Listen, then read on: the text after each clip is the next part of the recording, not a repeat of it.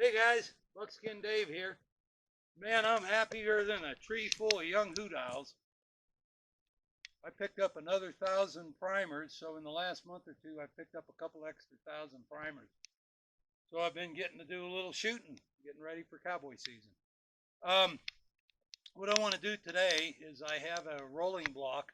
It's actually the first rolling block I ever built, and we're going to shoot it here in a minute, and because I got primers for it, and then I want to tell you about it. It's kind of got an interesting history. So let's go over here and we'll take a couple shots with it, and then we'll go in the shop. Anyway, this is a rolling block. It's the first one I made. We'll talk about it here in a minute. It's got an interesting history. This is a black powder load, and I believe, if I remember correctly, this is a duplex load. It's a number 5 action. You can shoot smokeless through it as long as you don't pressures don't go over 25,000 or 20,000. This is mostly black powder, so it's not going to have any pressure.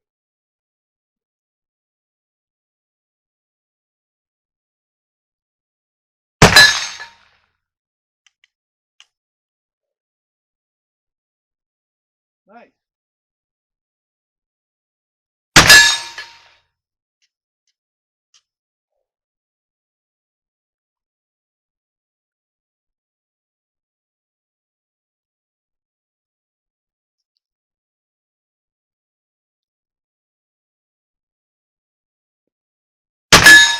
Nice.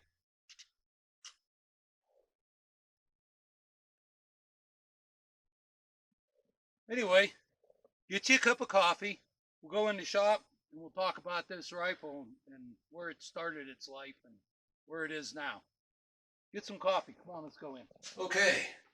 Anyway, so one day, probably around 2005, I was visiting up in Coeur d'Alene, and I went into a gun store that had a lot of old stuff, and I found a rolling block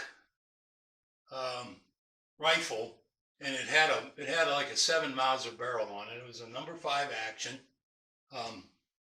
One of the reasons you can tell it's a number 5 action is the number 5 actions have 3 screws here, not counting the this center screw.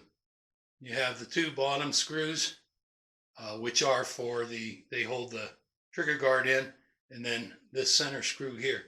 That's number 5 action. Number 1 action will just have the two screws. Anyway, so I'm running around up there and I find this rolling block with this 7 Mauser barrel, and it had to have been made or sent to Ecuador. The stock itself had Ecuador markings all over it, and the barrel had some markings like that. There was no markings whatsoever on the rolling block. So, like some of the Egyptians, you know, they had markings on them to show they were Egyptian or Spanish or whatever. No markings. So, and it was beat up pretty good. So it had spent some time in the Ecuadorian army, I would imagine. I never shot it that way. I could have. It seemed to be able to be shot, but I took it all apart, and my goal was to make about an 1880s rendition of a buffalo gun in the 45-90 caliber. So I bought this one. I bought a Green Mountain barrel for it, 30-inch. Well, that's what I made it into, and I threaded it into this action.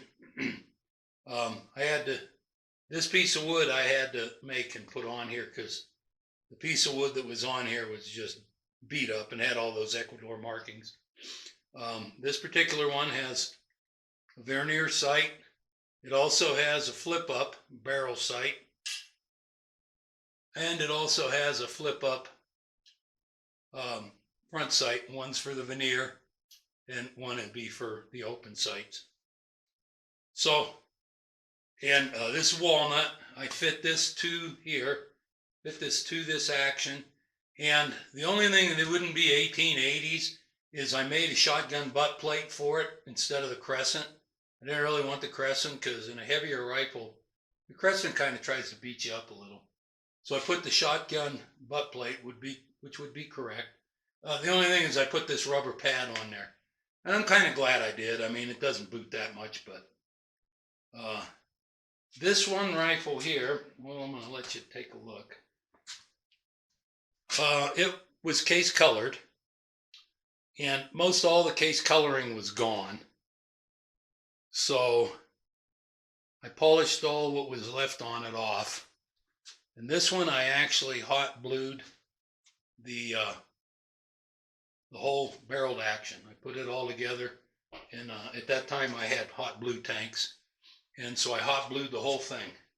And I really like that. It really come out nice, and I polished it to a high luster, so it's a shiny blue. And I did it that way on purpose. So this rifle has actually some history with me now. After I built it, I like to shoot cowboy, and I used to shoot cowboy matches a lot more then. And the first place that I took it was to, let's see, well, I took it hunting. This one here, I shot a bear with it and an elk with a 520 grain bullet, which didn't even slow down in either one of those animals. And that's why I like the sights. When I was bear hunting, that veneer sight, the bears come into the bait usually early in the morning or late in the day. And that veneer sight, the little tiny hole in it, it was really tough to line up the sights. And that's why I like the barrel sight on there too for hunting. I shot a match in Las Vegas, in Jean, Nevada. It was in Jean, outside of Las Vegas. And it was a cowboy match, and I believe it was a stampede match. Anyway, one of the, I did play second gunfighter in that match, which I thought was pretty good. There was a lot of really good shooters there. This, they had a deal set up. They had a lot of off matches, side matches, and they had one that was called the Quigley Shoot. And this was in like 2008. And they had a piece of steel shaped like a bucket, and no one knew how far away it was. Later on, I realized it was like 537 yards.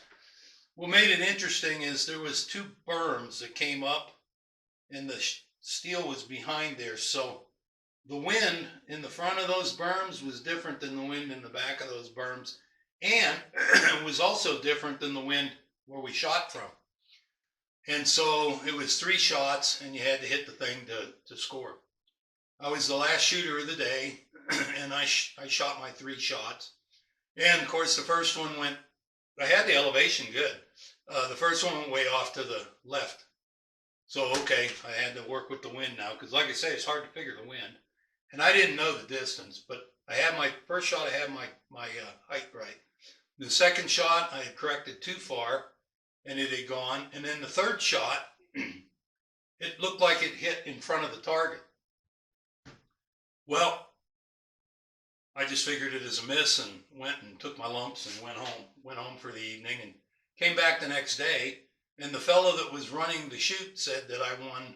There was a hat was the winning, and I won this hat in 2008. So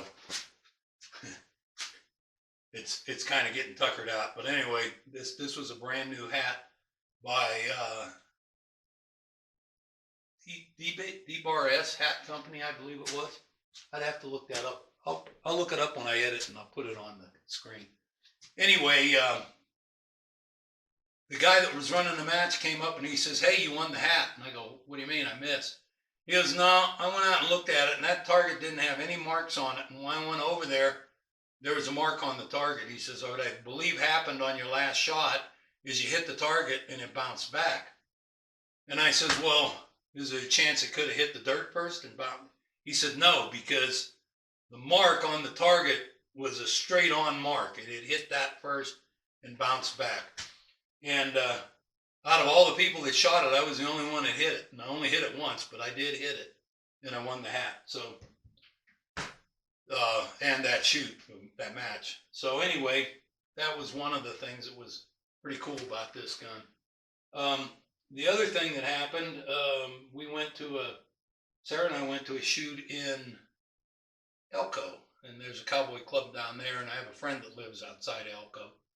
So we visited him, and then we went to a shoot. They had a 730 or 50 yard gong out there that stayed up on their range, and this thing had absolutely no problem smacking that.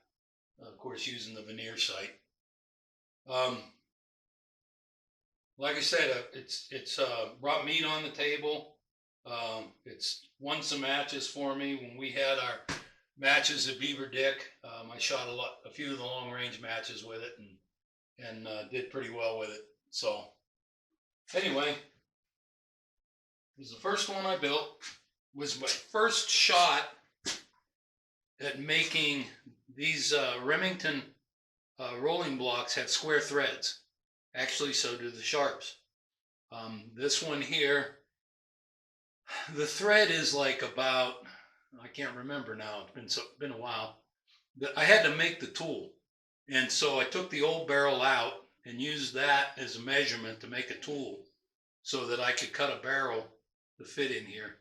And actually what I did is I made, I don't know if I have it here or not, I actually made a plug out of aluminum first to make sure it was right, and then that screwed, of course, into my, I don't have it here, that screwed into the action, so then I knew I had all my measurements right.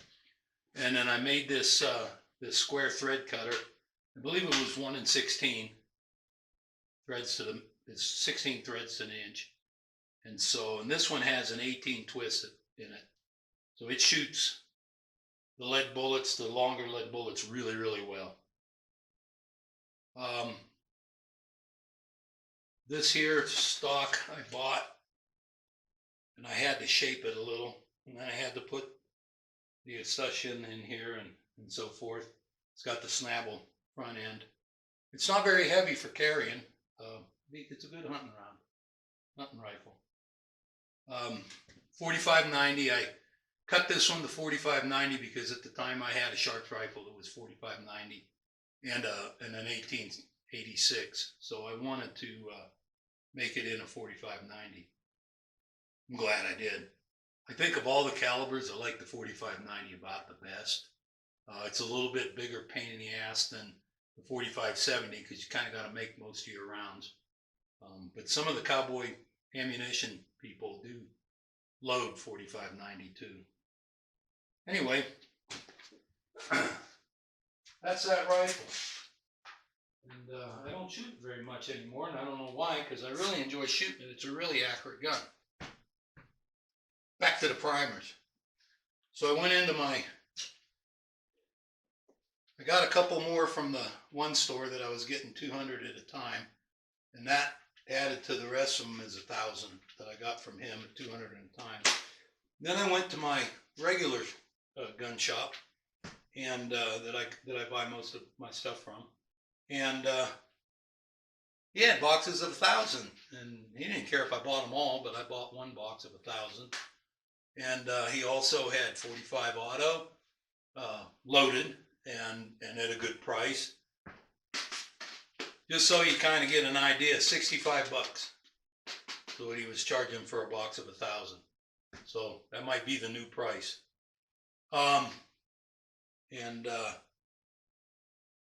He has 10 millimeter shotgun, 38, 45, different sizes, 45. His thoughts are it's starting to come back a little, is what he's saying. So I've been loading up stuff and trying to shoot when the weather lets me. Oh, you know, what are you going to do? Anyway, that's all I got for you this time. I hope you enjoyed the idea of me building that rifle. We're going to do some more shooting coming now because we've got primers. So anyway, you guys have a great day. Thanks for joining me. See you next time.